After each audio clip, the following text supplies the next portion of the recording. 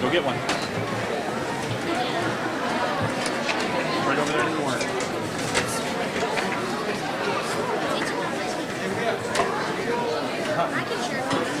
No. Tyler, go get a stand and bring it to Jay. Tyler. Wrap him around in a circle.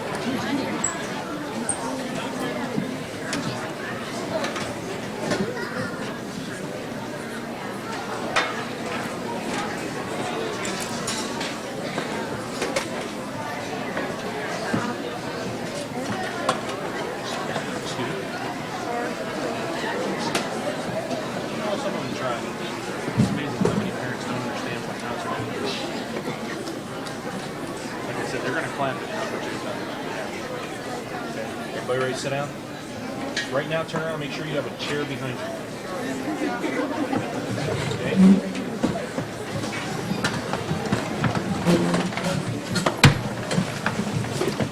Good evening, ladies and gentlemen. Welcome to tonight's performance of the 6th, 7th, and 8th grade bands and choirs.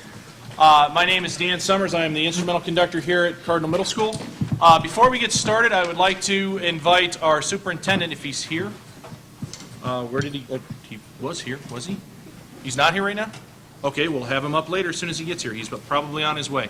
And he has a special message for everybody for tonight.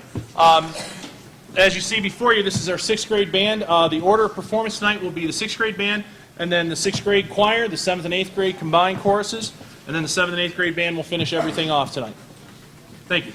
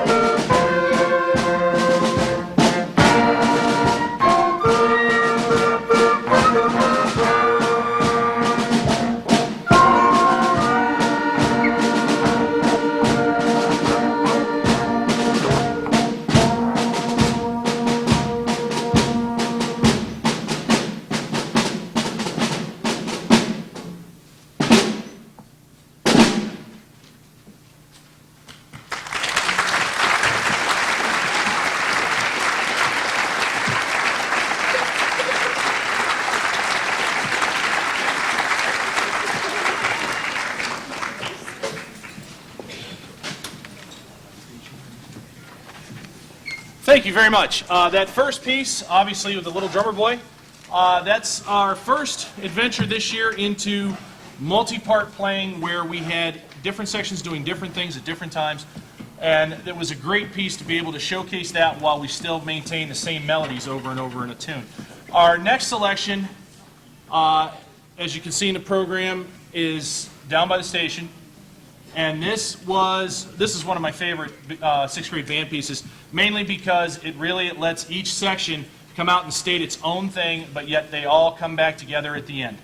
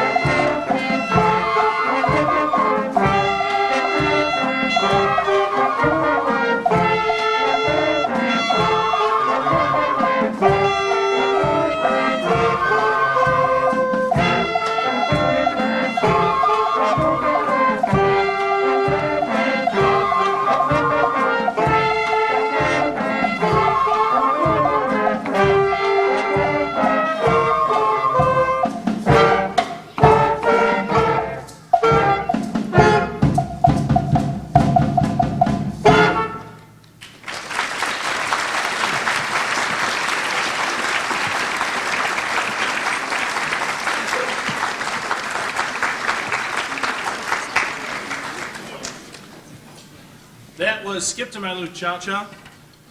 It's always nice to throw a little Latin flair into every concert.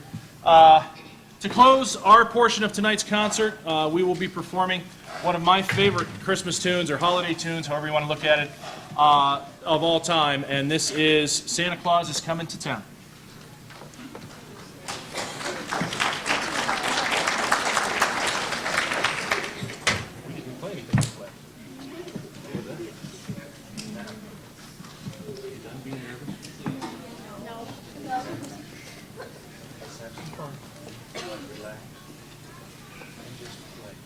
Rise up. Play this like you know how. Okay. Here we go.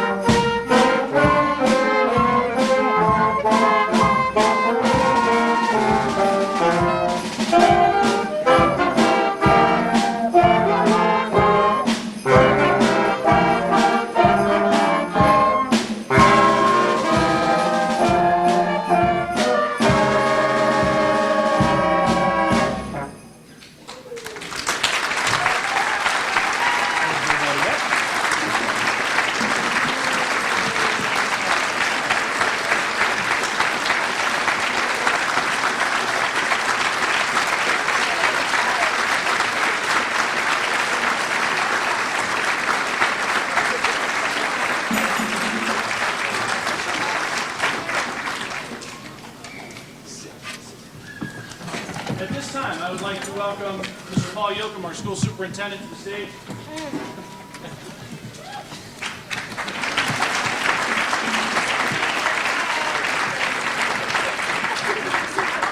Dick, I want to welcome you, and when you leave, would you kind of put me in your car and take me way down on top, so I think I'm parked down there. So I apologize for being late.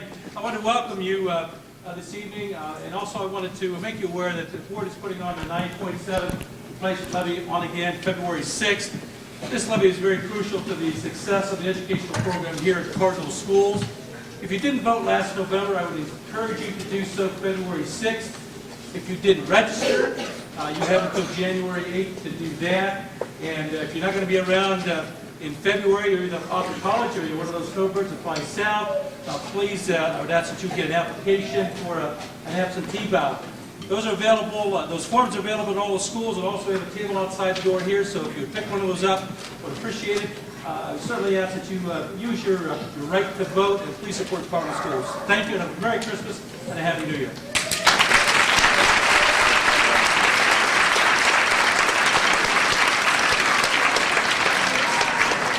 Now, if you could give us about 5 minutes or so, we need to switch the stage around so the choirs can take the stage. Feel free to stand up, stretch your legs. Try not to roam too far. We're going to try and make this as quick as possible.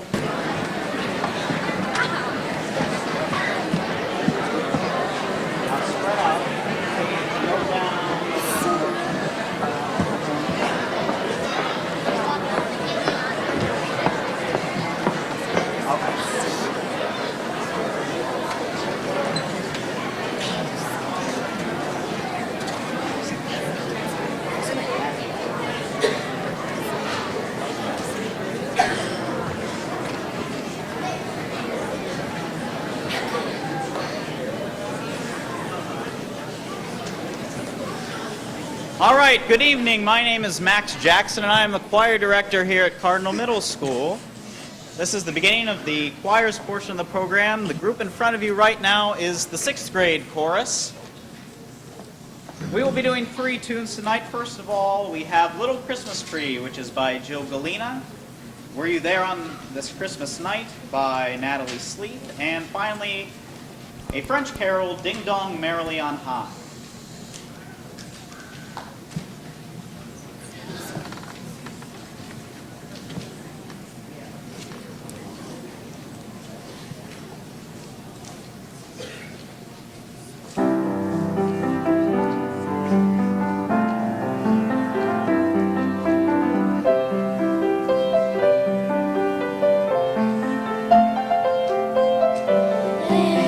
Little Christmas tree standing alone. Somebody bought you and carried you home. And now you're standing here lonely and blue, lost in this big room with nothing to do.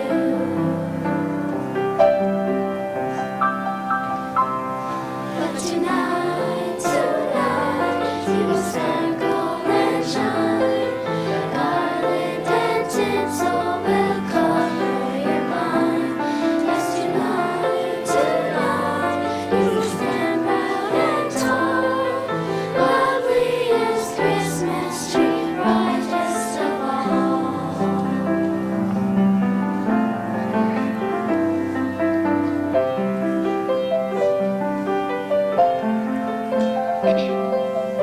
All the trees were much taller than you, and one by one they were chosen, it's true.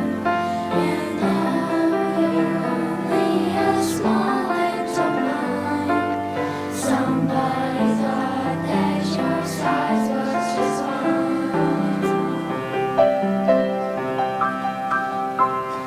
And tonight, dressings all around, bright sparkling lights and a star for your crown. Yes, tonight, you will stand proud and tall, loveliest Christmas tree, brightest of all. Loveliest Christmas tree, brightest of all.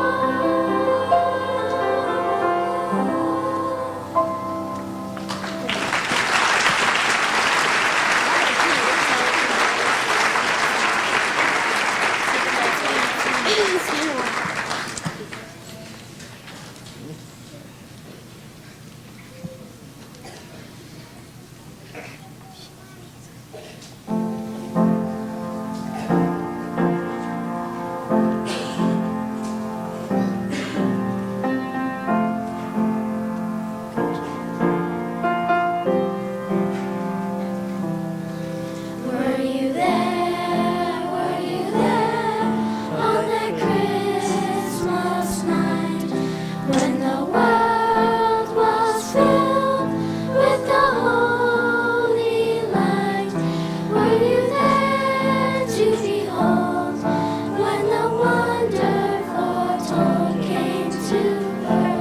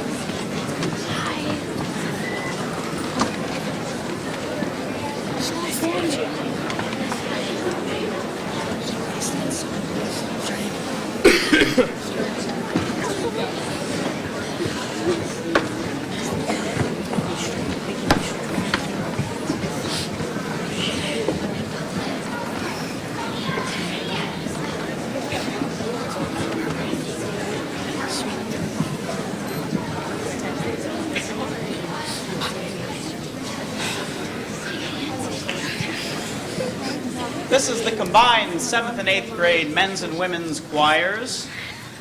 We'll be singing 4 songs for you tonight. First of all, Merry Christmas, Welcome Home, Born 'Neath a Star, which is by an Ohio composer named Cynthia Gray. One Candle, and we're going to finish with Carols Around, which blends a whole bunch of different Christmas carols together.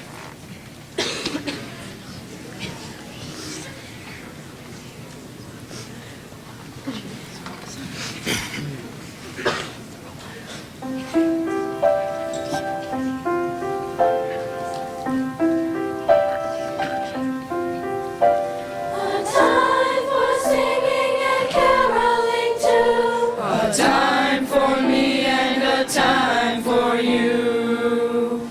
Singing carols.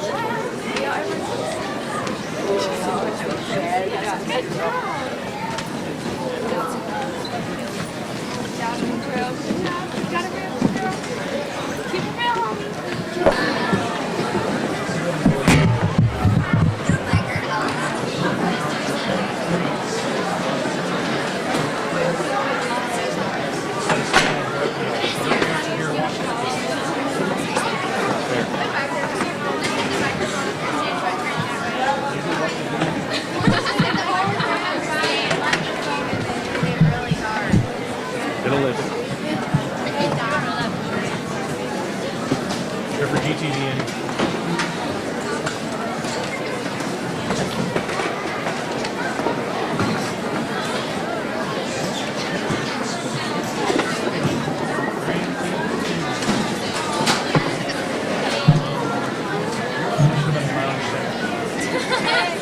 You can record elevator upstairs. Record elevator upstairs. Mr. Summer. The audience trying to communicate with me. What? My mom's trying to communicate with me. Can't stop it. You can choose to ignore it, but I can't stop it. Just like you. Yeah. How many kilos are there in this band? Candles are in this? Yeah, I was gonna say, I'll get like 7 parents look at me and go, what? Jayla, this is Zachy say.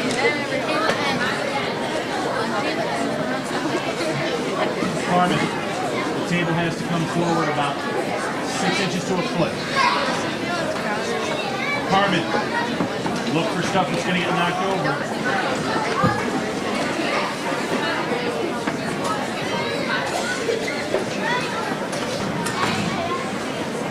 Okay, wing players, while they are finishing up, B-flat concert scale and whole notes. This is the only warm-up scale we get. Control it, we're not going to play loud. 2, ready, and.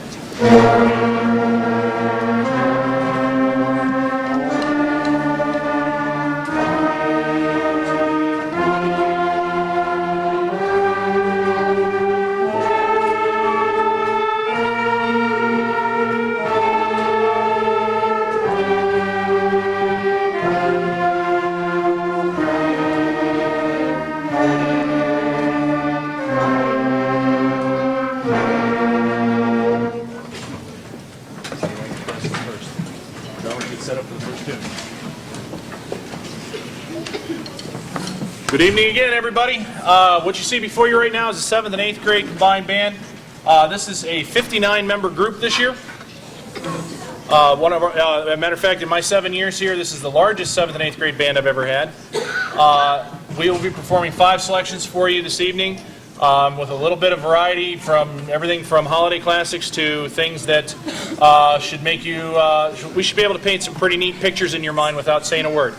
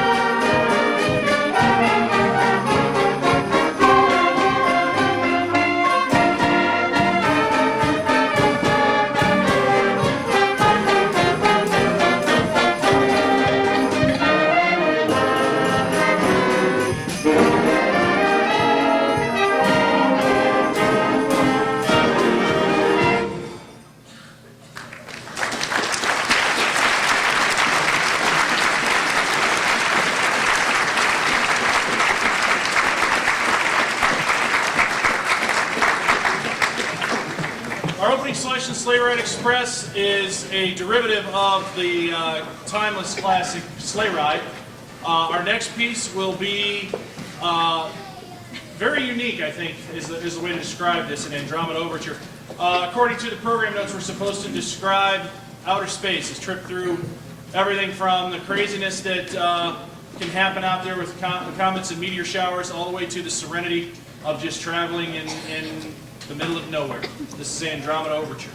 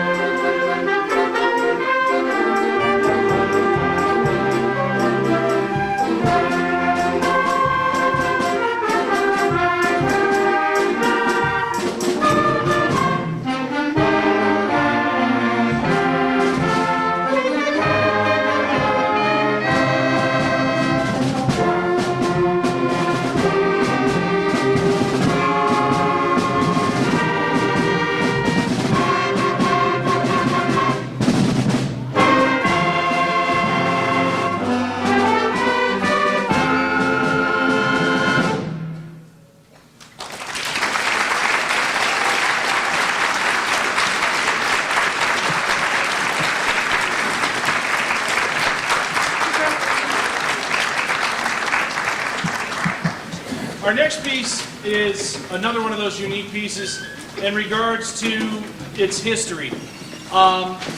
This piece was written about, not that, was written about the ancient gods of metallurgy, the gods that were in charge of pounding out iron and steel and forging some of the architecture over in ancient Rome and Greece that we now enjoy as historical artifacts. As my percussion gets set up, it's also on a sidebar here. It's very nice to see such a great crowd here tonight, and also it's a direct compliment to all of you here, the parents especially, because Mr. Jackson and I get the tremendous opportunity and honor to be able to teach these children. Yeah, I know there are times when we want to hurt them. But overall and in general, these are the best kids, and I wouldn't have any other career as a choice. Thank you very much for allowing me and I speak to Mr. Jackson.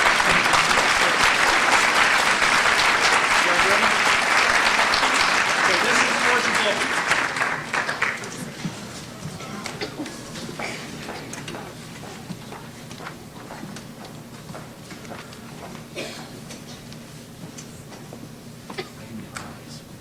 We're not looking up. We're starting to really loud. Think. Okay. Look up. Down. Okay.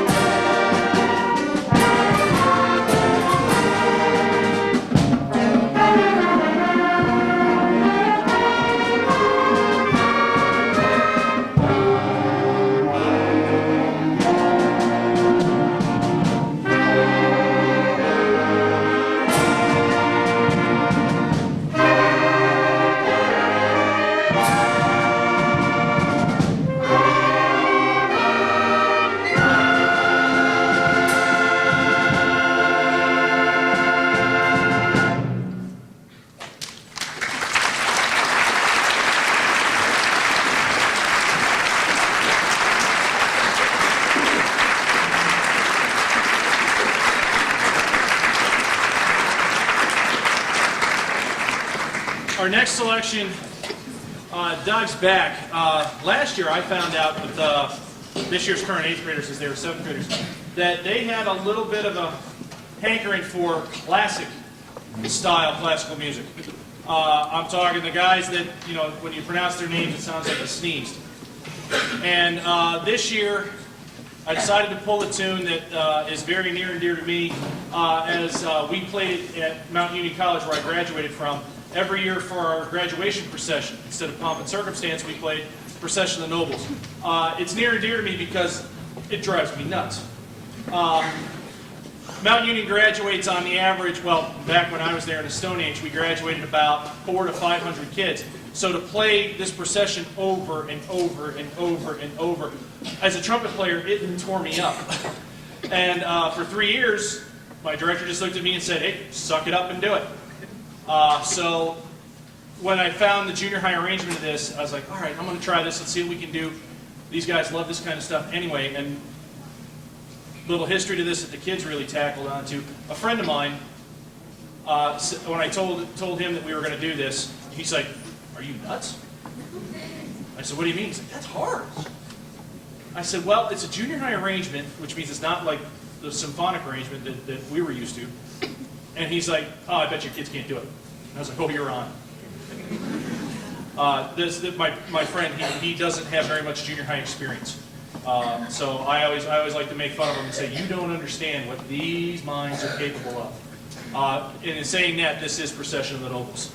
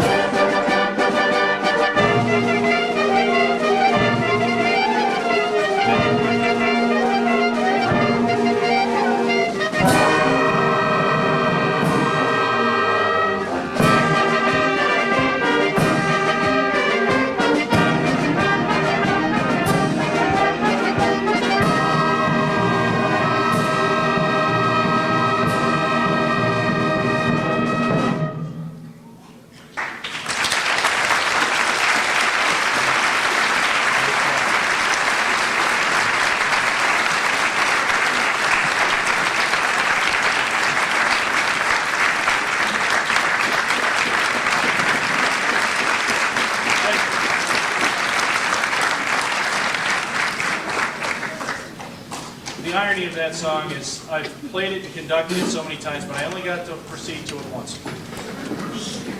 Okay, to close this evening's performance, again, I'd like to thank all of you for being here, members of our school board, the middle school administration.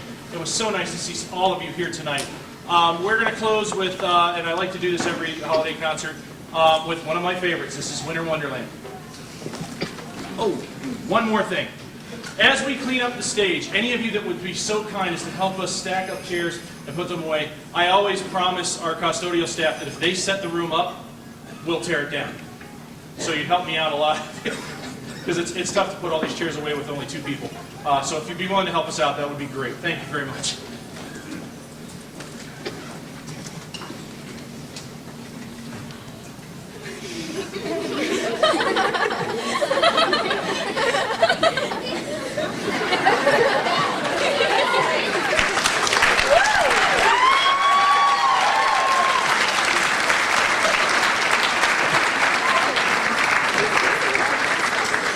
For those of you that know my wife and my wife and I, we have 2 children, and they're both here tonight. I had to ask my son for permission to wear his Santa hat. Thankfully, he let me do it. Ready?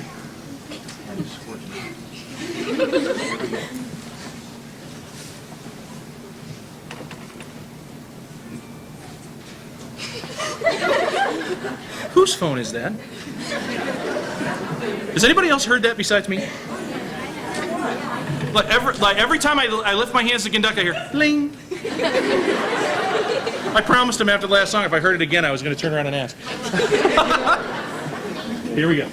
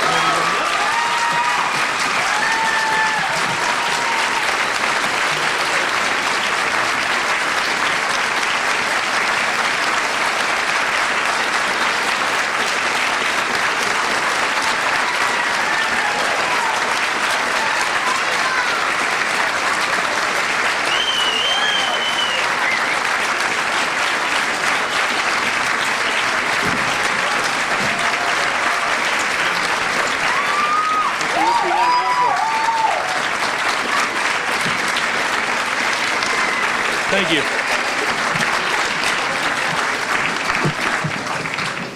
Before you are allowed to leave, everything on the stage has to go back in, and then all the chairs need to be put up, and all the tables have to be put back out for lunch tomorrow. Okay? Great job. Tomorrow, you do not need your instruments, just the music. There were several meetings that took place with administrative staff and those people that were each of those particular categories I talked about at the beginning. The auditors being very operation from the treasurer's office, from the director of operations, food service, transportation, technology, and each of the people that were organizing and operating our facilities.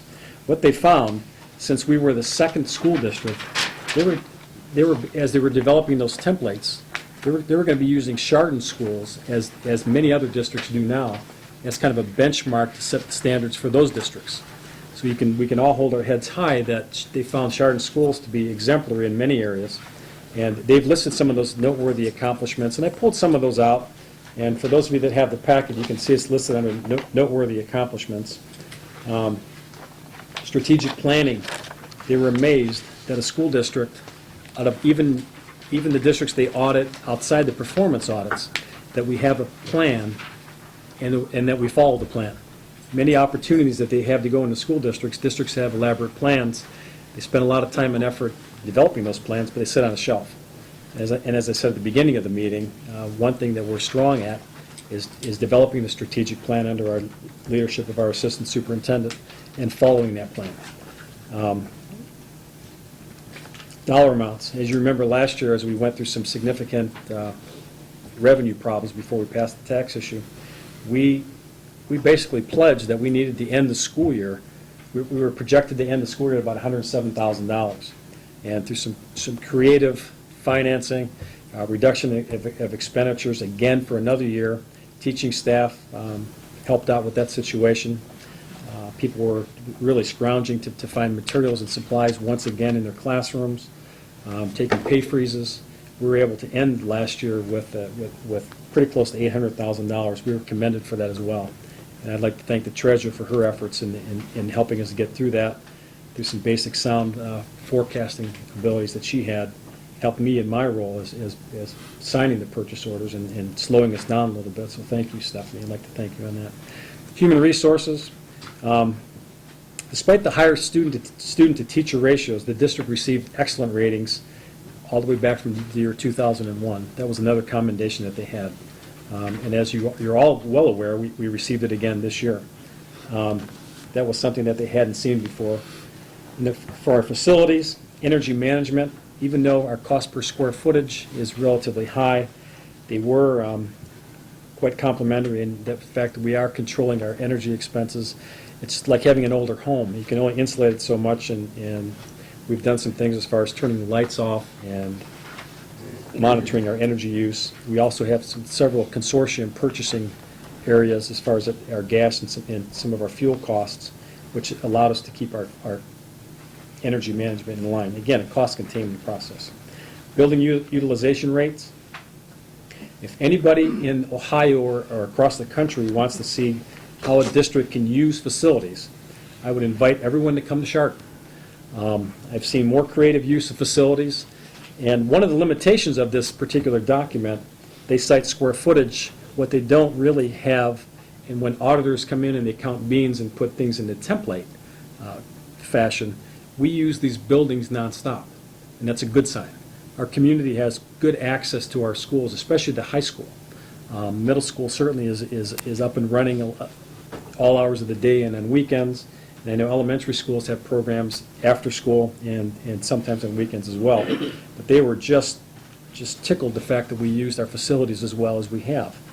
We do have a drastic need on facilities. They did point some of those items out. We still are overbooked as far as our enrollment.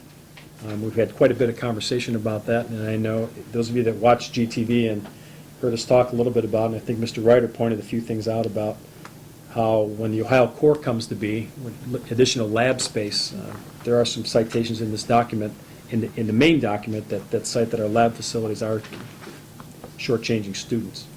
They also, as you go into food service, very comprehensive food service program, up-to-date manuals, up-to-date criteria.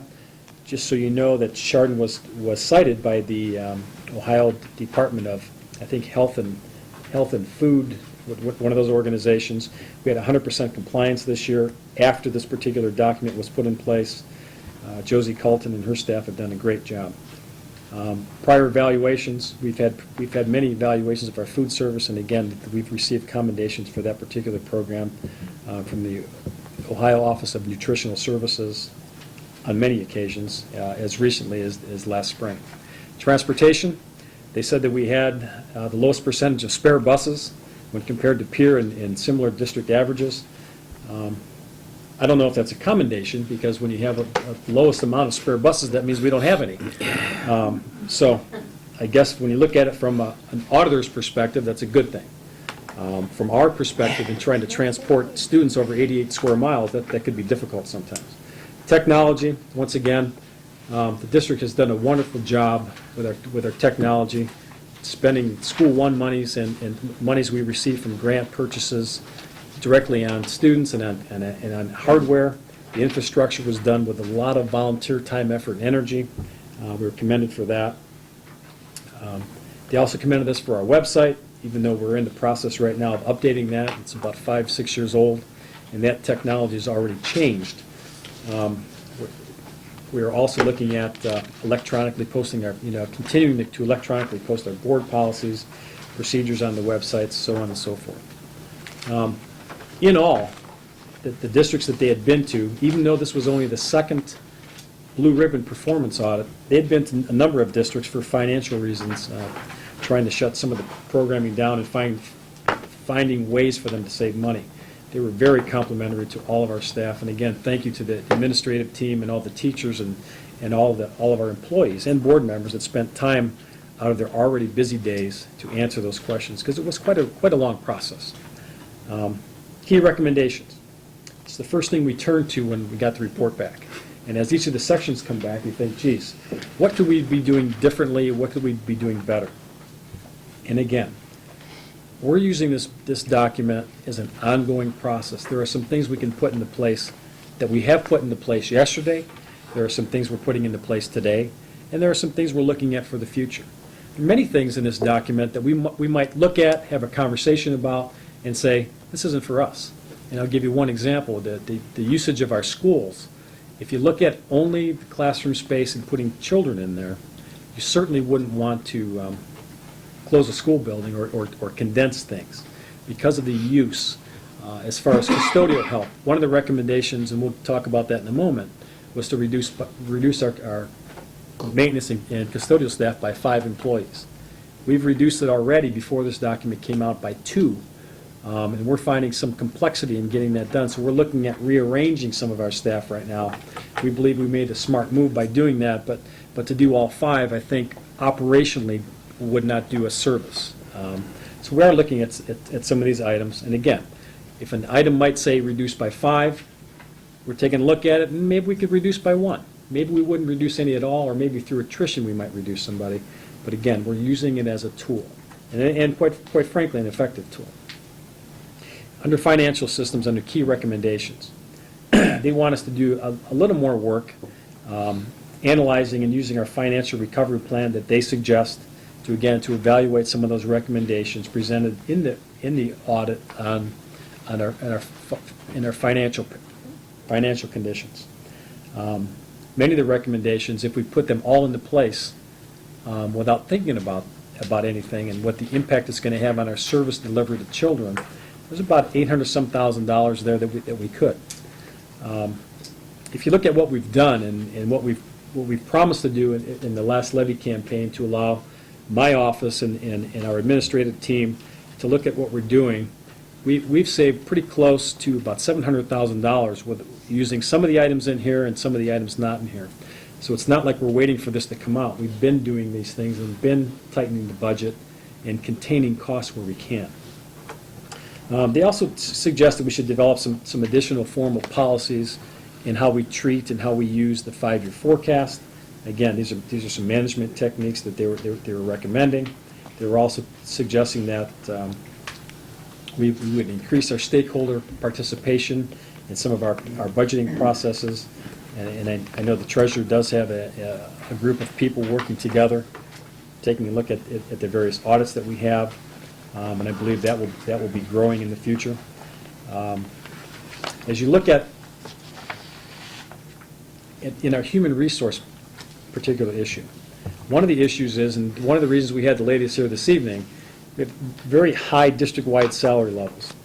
Specifically, they suggest that we should consider it addressing the higher administrative compensation levels by reducing the number of employees that receive a retirement payment benefit. This has some significance and a long history in Chardon. There was a number of years ago, and if my history lesson is correct, administration in Chardon was like a revolving door. You'd bring a principal in 1-2 years, they'd get a job in a higher paying, different kind of benefit situation in a neighboring district. So in order to compensate for that, they put some additional benefits in for our administrative team. One of those is a retirement pickup of the STRS pickup that typical employees have. By eliminating that, we would save $147,000. I have to suggest that even though it's a recommendation here, we are looking at that. We're looking at that for future employees. We're looking at that for current employees. I do have to highlight that we have saved, before this document, somewhere close to $200,000 because we eliminated some positions, some management positions. So from my perspective, and even though these are going to be some group discussions in some of our work sessions, we're saving some considerable dollars with some of those higher administrative costs right now. Also, the second bullet point has to do with negotiations, something that we can't use a magic wand. As far as health insurance, many districts are paying a little more than our district in health insurance for our employees. Their suggestion, again, from an audit perspective, is to have employees contribute a higher dollar amount to health care insurance premiums.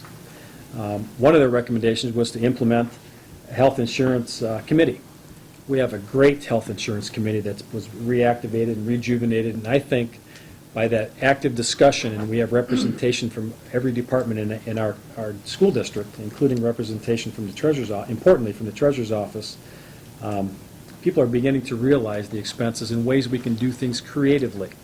Again, both today and 3 years, 5 years, and 10 years out. We're looking at developing a wellness program. Starting in January, we're going to be doing some screenings of our employees. Again, long-term savings. Part of that wellness program, we've engaged a partnership with the university hospitals based here in Geauga County, which will be doing some preliminary screenings of all of our employees as an option. Carotid arteries, some different blood pressure checks. And again, that's another one of those situations where we're taking advantage of some of their suggestions. But I do want to mention that the insurance committee has done some nice work, bringing in some consultants at a small fee. We believe that that's going to be a great return on our investment as far as that goes. There's certainly more to come on each of those particular items. Another area, too, which I was a little bit puzzled by, we have classroom aides that are assigned when there's a certain class size. We don't necessarily have class size restrictions in our classes. They suggest that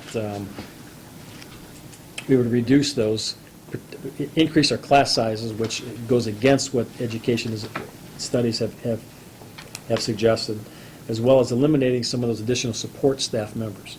One of the reasons we have that, I believe, in our negotiated agreement is because we have a space problem. If we had to open another classroom, for example, of kindergarten, if we had 27, 28 kids at Hamden, we'd be hard-pressed because there are no more classrooms. And if we had to open another class, we'd be paying approximately $30-some thousand for another first-year salary for a small number of children. So that's one of the areas we're taking a look at, one of their recommendations that may or may not work. They suggest we save about $20,000 by eliminating that procedure. My suggestion is that we're actually saving money by not having to offer that. So we're making lemonade out of lemons. Our facilities are so tight that this is actually a benefit for the district. Education, it also helps to support the classroom teacher. Classroom teachers, where we have situations where there are more than 25 kids in a class in the elementary, basically relating to the elementary program. And again, we have a sick leave provision in our negotiated agreement. Their suggestion is perhaps that we take a look at doing something different there. I can tell you that the sick leave incentive did work very well the first year, and we're monitoring that as we go along. Again, it's cost savings of about $19,000 a year. Again, something that's negotiated at the bargaining table with both the classified group and the certificated staff. Sick leave is a problem in any industry. Are there creative ways that we can do that? Certainly. Once we do some things creatively to keep the morale and boost the morale, people feel better about themselves, feel better about coming to school. As many of you have seen, we've tried to upgrade the outsides of the buildings. You certainly have a different demeanor working with children or driving a bus if the area you come into is nice and clean. Things are edged, things are weeded. You have a different feeling about that. The recommendation also is to purchase an automated human resource management system and substitute calling system. Many neighboring districts have such a feature. And again, over time, and as we look at things that we're going to be doing with strategic planning and our communication and partnership offerings, we'll take a look at that, and perhaps that would be one of the action steps that would come out of our strategic planning. Facilities, once again, we'd be hard-pressed to say that we've done a great job with facilities.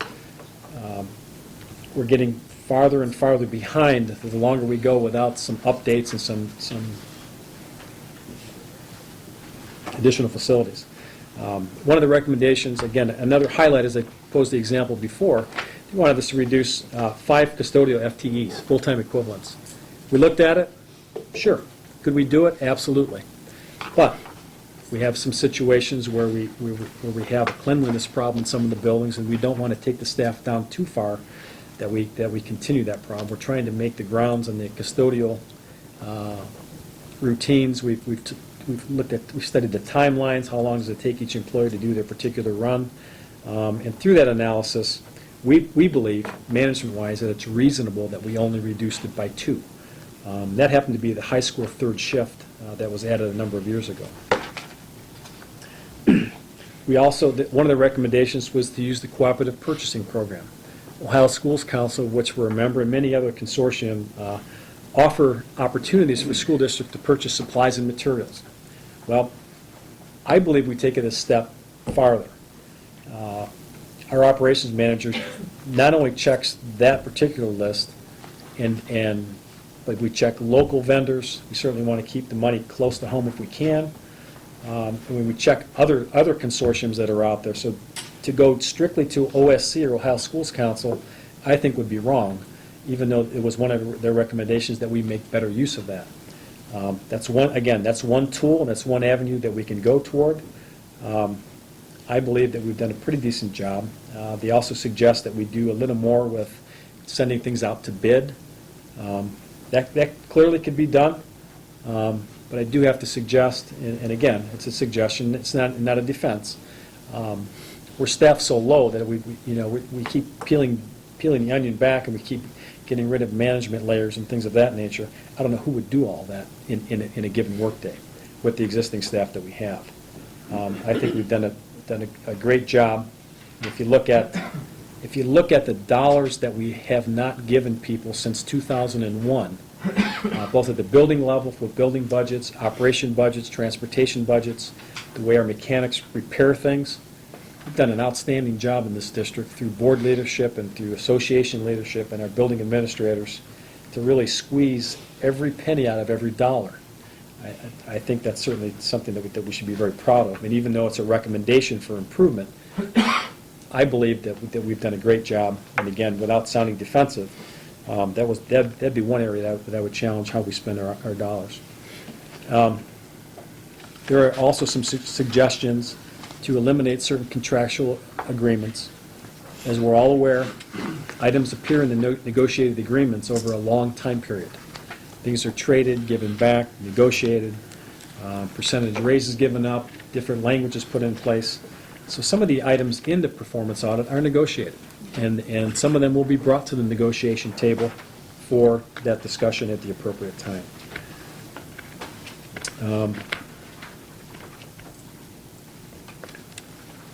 One of the recommendations was to develop a formal energy management program.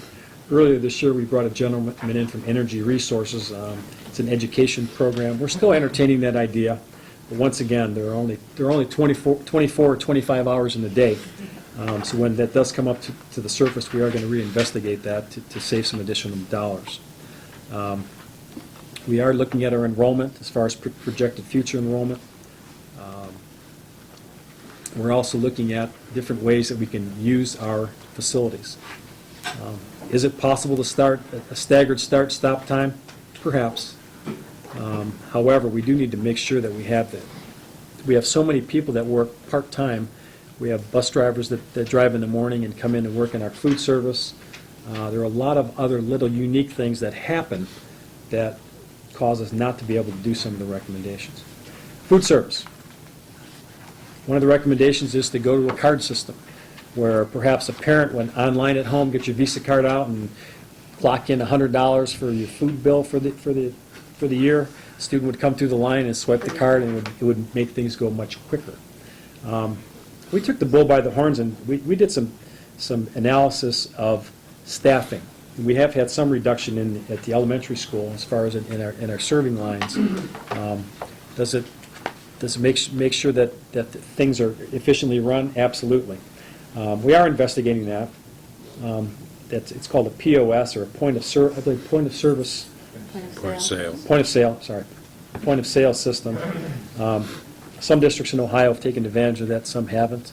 It does require a cash investment up front, as well as some online fees as well. And perhaps as we get into our strategic plan and some of the action steps, it would be something that particular group would take a look at. Another item is, are the items that are in the food service budget, are those truly food service items? One item in question is the trash collection. I would venture to say that the majority of trash in some of the schools are from cafeteria. Some are from classroom. And if we're charging the whole amount to food service, that could put food service in the deficit. So there are some accounting type things that we're going to take a look at. As far as we have some aides and some supervisors in the cafeteria, are they being charged the food service? Somebody would still have to supervise those children at the same time. So those are some debates that we're having internally. They also suggested we have a 5-year strategic plan for food service operations. And again, tied to operational goals and our monies. Food service has done a nice job over the years. Most school districts in Ohio run in the red. That just happens to be part of it. We have a lot of students on free and reduced lunch that we don't get full amount back. So sometimes the school districts, and if we don't watch the food service line items carefully, they could get into the red. And I know we've transferred over the past several years, and if not longer, here in Chardon. Transportation. Transportation is a vehicle that it's not only a factual component, but it's an emotional component. We could save a lot of money if we didn't transport anybody. If we went back to state minimum completely, we could certainly save on our buses. We wouldn't have to replace buses, as many buses, things of that nature.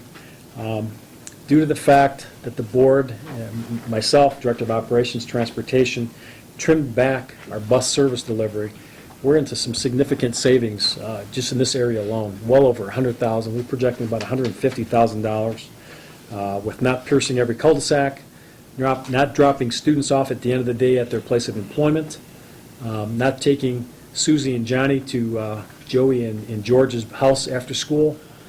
We've reduced our time element in staffing and making these changes. And again, fortunately or unfortunately, we've pushed the envelope of parent responsibility back across the table in this particular area. We're certainly safety conscious, but we need to improve the operational efficiency of our transportation fleet.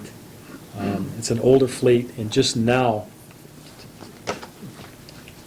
have we ordered a significant number of buses. I believe we have 4 buses ordered for the next 2007-2008 school year due to the permanent improvement levy that we've passed this past year. There are some, and again, some transportation practices are identified. Some of those things we put into place ahead of time, just to get ahead of the game. They also suggest that there are further ways to reduce transportation by perhaps staggering our start-stop times. We did that at the middle school and the high school with the great cooperation and supervision of our middle school administrators and our high school administrators. We no longer make the loop around that everybody was concerned about when I first came here a year ago, August. As you remember, in days of old, the buses would line up at the end of the day, students would be dismissed, the middle school students would be sitting on the bus for X number of minutes, and then they would make the loop all the way around down through Canfield and load at the high school. Through some creative scheduling and taking a different look at it with a different set of eyes, we've been able to have one dismissal time, again, with good supervision, keeping safety in mind. After a few glitches at the beginning of the year, it's pretty problem-free right now. Middle school administrators say that there's been great cooperation from the drivers, and things are off and running in that direction. So again, considerable savings to each bus. That's another 185 miles, probably 185 miles per bus less just by that one activity. It also saves about 15 minutes on each run by doing that. And again, it's a way, we've done some things creatively with our existing staff. I believe the equivalent of reducing 2 full routes, I believe. We're also taking a look at the students that we transport on up into some of the private schools. We're working right now with the Area 8 coordinator at the state level to offer a payment to those parents to transport their own children. There are 7 or 8 students that take a bus from Chardon schools up into Lake County, and we're in conversation with them as we speak. In fact, it'll probably go to some state mediation, which may take longer than 6 months. But we started the process as far as looking at transportation. They've also suggested some things in negotiations that we can do to reduce our expenses in transportation. And again, those are things at the bargaining table, some things we can talk about in public, some things we can talk about at the negotiation. We're currently in negotiations, so we really can't get into some of those details this particular meeting. They also suggest that we reduce one of our mechanics, the equivalent of 1 FTE mechanic. And again, you can read that. There's a fueler, washer, and position of that nature at a cost savings. But again, what do we give up by doing that? In the area of technology, there wasn't a lot to say about technology other than the fact that they would like us to keep better documentation. We're going through an E-rate audit right now, and we're coming out with flying colors. Bill Nels, our IT person, has provided the necessary documentation that the E-rate auditors have asked for. Again, one of the recommendations was for him to use multiple suppliers. Right now, he uses a state competitive bid, which means we don't have to do that. Those are the best prices. And again, those are things that, had we had longer time to converse with the auditors, we probably could have convinced them to write it differently. However, some of the information here we just have to go with and again, take a look at and further analyze ourselves. We also need a written disaster recovery plan. Should something awful happen to perhaps the board office and all of our computer data would be destroyed, what recovery plan do we have? All of our stuff is backed up over at LGCA. However, they would like to see us have an actual plan in place for step A, B, C, how we back up data, things of that nature. As you get into some additional recommendations, there are some things, some impact of House Bill 66 is going to have on us. They want us to make sure that we take a look at that. 5 years out, when the state, when legislatively they stop helping us out for some of the money they've taken away, what's the district going to do 5 years from now? We also need to take a look at our spending patterns, which we have been doing. They have some recommendations in both human resources, facilities, transportation, food service, and technology, again, to contain and maintain that financial stability here. Do we have opportunities to reduce things? Absolutely. We need to be cautious not to reduce so far that we impact classroom instruction. Most of this document doesn't deal with classroom instruction per se. However, if you reduce 5 custodians, for example, that reduces impact in classroom instruction. The teacher comes in and the light bulbs are out, or the floor is dirty. It's a horrible environment for kids to learn in. So we need to be cautious on some of the items. And again, further discussion, collaboration, debate on many of these items will occur in the next 4 or 5 months. I can assure you. And again, there are some items that we're currently doing, some cross-training of employees to make sure the person that does payroll can also do receiving, should we have something happen, extended sick leave, things of that nature. And I know the treasurer is already on top of some of those items. As you get into, they'd also like us to expand our direct deposit. The majority of our employees do direct deposit, but they certainly would want us to do 100% just to make us a little more efficient. And again, it's a little easier accounting-wise to account for it if it all is direct deposit. But again, that's something that's negotiated in the negotiated agreement. Human resources. Chardon Schools should develop a formal staffing plan to address current and future staffing needs. We're looking into that, again, as we're bringing a consultant in to look at what we're doing. We're also on top of renewing our district board policy. OSBA has been contracted. We're in the process of that right now. We're also looking at the different laws and how they impact us. Bureau of Workers' Comp.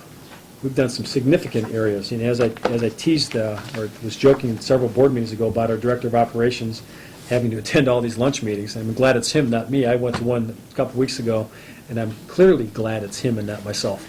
Those meetings are not fun to go to, but because we're doing some of those activities, we're saving significant dollars, as well as heightening his awareness on some practices we can incorporate into our district. And again, there's some other items that are clearly in our negotiated agreement. Job descriptions need to be updated and looked at again. But again, bringing somebody in a human resource experience at a minimal cost should be able to help us get things. And I'm not suggesting that where things are out of order, we could get things more current more quickly with a small dollar amount that we can invest in that particular area. As well as who maintains our files. Do we have one person? Do we have two people? Some of those items that would take us 3, 4, 5 years for especially a newer superintendent to figure out are included in this performance audit. So again, it's a great tool and it's a great vehicle for myself as well as the board to take a look at how we work operationally. Facilities, and again, we'd like us to formalize our custodial and maintenance procedures, work schedules, efficiency, productivity. I have to tell you a cute little story. Scott May, our new assistant principal at the high school, did one of the cleaning runs himself to figure out how long it would take a custodian to do it. So he has a reasonable expectation, and it also shows some good ownership on his part of that. He's not afraid to roll his shirt sleeves up and help out when he can as well. So we are looking at those items. They also compare us to some national standards. And again, for benchmarking purposes, it's great. We need to be concerned with our own operations and the way we use our facilities and the different nuances that are unique to Chardon that other districts don't particularly have. And again, performance standards and how we use peer and industry benchmarks. We don't necessarily have a process for objectively measuring our maintenance and those kinds of operational things, but we are looking at that at this point in time. Again, job descriptions we're looking at. Going back to the Ohio School Facilities Commission reports, some of the information that they had from the past is good. Treasurer's office is working hard to make sure that our inventory is up to date, both the small type of equipment and in various facilities. And again, they suggest that we develop a facility master plan. Those who have been here a number of years know that we've had several of those and several good ones. We may be revisiting those in the near future as well. Customer feedback system, i.e. climate survey. I think it's a wonderful idea. I'm hoping that it's going to be an outcome of the strategic plan, one of the action steps. If it's not, we're clearly going to take a look at doing something of that nature, where the surveys would go out to selected grade levels of students, all of our employees, administrators, board members, and several different areas, and perhaps each of these particular areas, so we can get a handle on some of the things people are afraid to tell us. It's kind of like a suggestion box. People that are irate and angry will send it back right away. People that think it's so-so will be hard-pressed to respond to.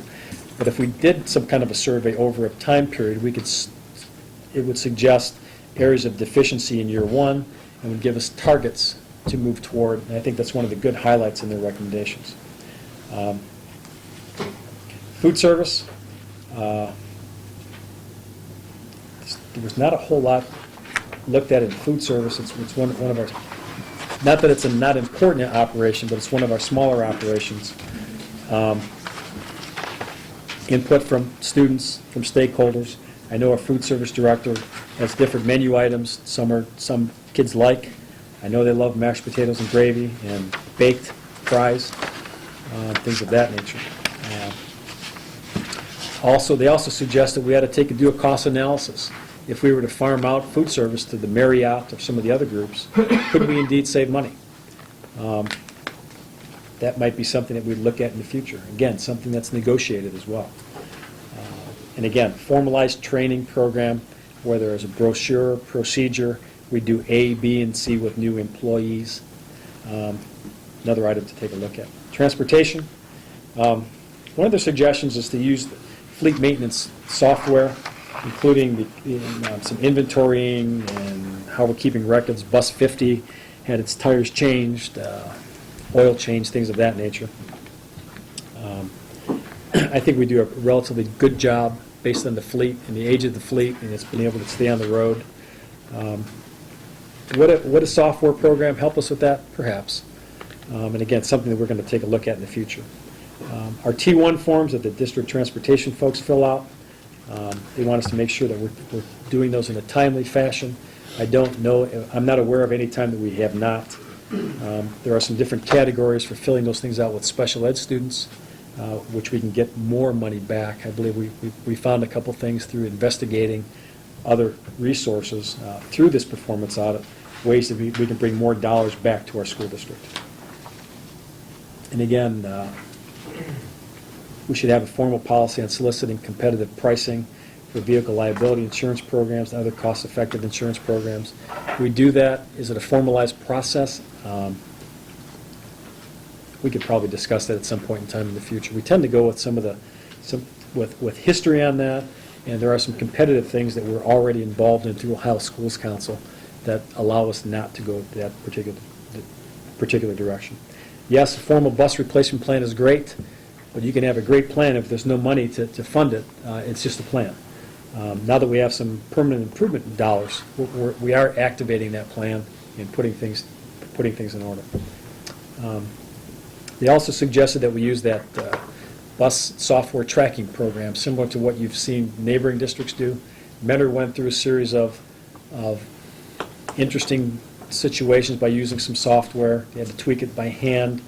Our community and our area is so rural that sometimes the software doesn't allow for the various nuances, so we'd have to go in and tweak each and every stop anyway. We're looking at it. We're investigating it. We're talking to neighboring districts. We're talking to the peer districts. However, if it's not going to be cost effective or cost efficient to us, we certainly can't go that direction. Looking at overtime expenses, do we budget for overtime? Do we not? How many dollars are in the line item for overtime? For various reasons, snow removal, additional programming in our schools. Technology, and again, the formalized process and formalized things in writing. We have a lot of things, but to give you a document that suggests here's our whole technology issue, other than the infrastructure planning and the way we've used school dollars, we have some pretty good plans from that perspective. They'd like to see some additional planning, some additional programming that we have, both for staff and for putting things on for hiring practices and things of that nature. They'd like us to do more with professional development. Technology is up for review as we speak. Hopefully we can get some things working with students in classrooms and perhaps help us with that situation. They also want us to continue to monitor our security. Security is outdated, and as money becomes available, we are looking at alternate venues of providing security for our students and importantly, our staff members.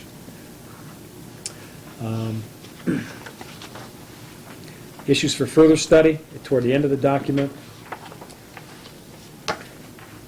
As you can see, right under Human Resources, some type of early retirement incentive. Special education staffing, we're understaffed. We've had some concerns recently at the high school that equal this document. Ratio of students to teachers, we're understaffed according to this particular document. And I can tell you, talking to staff members, we're understaffed as well. They've done a great job with what the money we've had, and we're looking at perhaps undoing some things scheduling-wise in the future to help with that particular situation. Again, transportation, special needs, as I alluded to before, there are some other categories we haven't gotten into because I believe that there are new categories in transportation as far as funding.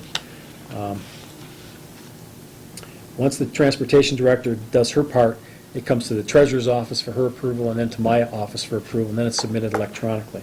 So there's a check, double check, and a triple check on the information. Voice over telephones.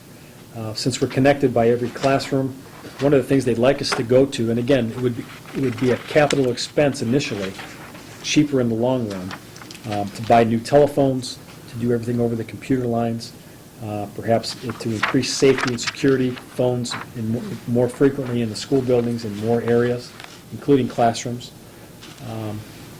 centralized telephoning systems. And again, it goes back to automated calling of substitutes and things of that nature, which again, we're looking at.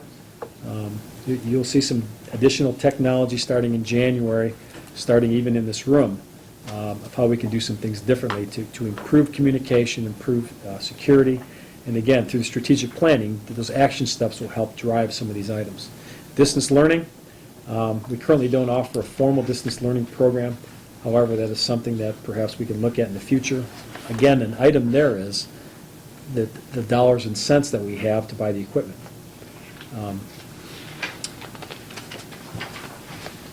Summary of financial implications. The next page is a laundry list, for lack of other terms. Summary of performance audit recommendations. District could save, could have a net savings of about $875,000 if we implemented everything they suggest. Just point blank, did everything they suggest, about $875,000. I'm suggesting that we use this document, again, as a tool to find ways to creatively get to those dollar amounts. As I mentioned before, we're at about a $740,000 savings from last year to this year by doing things differently. Some of the things that we've already done that are on this page. Some we're going to continue to investigate. Some we're going to take a look at and say, well, that's great. 3 year, again, yesterday, today, tomorrow, what we're going to do next year, 3 years, 5 years, and 10 years. Some of these things we could integrate long-term, which will have minimal impact on people, yet provide a cost containment and a cost savings. And we're looking forward to that discussion. And again, in most of these areas we've had discussion on, most of these areas we've been entertaining. What I plan to do, and what our staff, and hopefully with cooperation of the board, is to go section by section, take a look at it, put some kind of an analysis to it, a further dollar amount to it, as well as some recommendations under each one of these sections in that performance audit. It's going to take some time, but I think it's going to be time well worth our investment to be able to know, and it's also going to educate us about how our district operates. And it's going to make all 7 of us at this table and the administrative team a little more conscious of what things cost, and a little more conscious of ways that we can contain costs. Sometimes we're going to have to spend money to save money, but we need to take a look at those items. And fortunately, the taxpayers have been kind enough to give us the next 2 years to do some of these things. And again, the important thing now is to communicate what we're doing and communicate what we've done. To take this document and just cast it aside is wrong. To take this document and say we're going to do 100% is wrong. Again, tool in the toolbox. As we said back in the News Herald back in September, as Patrick McCarthy did a couple of articles, I think it's great information, and if used in the correct way, it can be certainly a benefit to our district. We also prepared a letter, and the official response letter is available in this condensed packet as well. And for those of you here, you can take that home and take a look at it. But we've suggested up until October 26th some of the items that we've done. It's a letter in response to this particular document that the board president and myself authored and sent down to Betty Montgomery's office, thanking her for her help in putting this together, number one, and acknowledging the fact that what they've told us is important, and the fact that we are doing some things both in the financial systems, human resources, transportation, facilities, food service, And each of those items that we've been doing so far, we've highlighted in this response, formal response. Clearly, it's not all-encompassing, and it's not comprehensive of what everybody's doing, but we are beginning that process right now. The important part is that we need to do what I call the dog and pony show to let people know, yes, we're doing things differently, we're taking advice from many sources, CUP report, performance audit, employee suggestions, peer district, neighboring districts. I have to tell you that neighboring districts are calling our office to figure out why we're doing what we're doing. And I take it as a compliment, and I've had many conversations with folks in the West Geauga schools recently. I've had conversations with people in Painesville Township, Mentor schools, Ledgemont, Berkshire, Cardinal, asking what we're doing, why we're doing it, how we're doing it. And I think that's good dialogue, and it's also a feather in this board's cap that people are calling us as we begin to lead the way in some of these changes, as well as the important part, the strategic planning we've done, we've followed, and we've gotten great success by sticking to the mission. Caveat to all that, I'd like to apologize to Mrs. Dent, my fifth grade teacher, who is probably hearing this. I have a typo on page 1. Mrs. Dent, I'm sorry. In the mission statement, it says drivers, not diverse, or divers. So I wanted to let people know that. Mrs. Dent, I apologize. She was my fifth grade teacher, and I remember well her spelling lessons and proofreading. Board members, obviously, I've taken the last 42 minutes to discuss this in brief. Certainly not a comprehensive discussion, but it's important that we share with the public this synopsis as well as some in-depth discussion we're going to have starting in January at our work sessions. Perhaps we can schedule something where we take sections. And again, a lot of these things are already taking place behind the scenes, and we have been doing these things. This is a nice format for us to follow because it puts all those things that are not, quote unquote, not teaching in the classroom, but the operational things, how we get kids to school, how we provide safety, how we feed them, and some of our processes. I think the district's done a great job. This looks at it with a different set of eyes, and the areas that we need to improve on, we certainly are going to. We have a track record of finding weaknesses, and again, go back to the strategic plan. Identify the weaknesses, put a plan in place, follow the plan, and here we are. Another successful year last year because people were following the plan. This is great evidence to use in that plan, and that's my suggestion as superintendent and leader of the school district to use this as a tool and for our action teams to take this as part of their package. We have numerous documents that are going to be used, but use it as part of their package to help Chardon schools be better tomorrow. So with that, I'll be quiet, and board, if you have any suggestions, comments, and again, not to put anybody on the spot, because this is preliminary introduction of this, and we owe it to the public to have this session tonight. Anyone would like to comment? I'd be happy to. Well, It's your Bill, meeting, board president. The only comment, and this may not be too eloquent, but I was involved with this process from the very first meeting, and that's nearly 2 years now. And I view this, along with the other documents that you talked about, CUP report and other information, as a way for us to examine and alter, if needed, how we do business, but not necessarily to change the business we do. What we do is to educate children and to provide opportunities across the spectrum from special needs. I have to take a time out. Sorry. That's quite all right, Chris. Change the tape. Last minute here, so. Change the tape.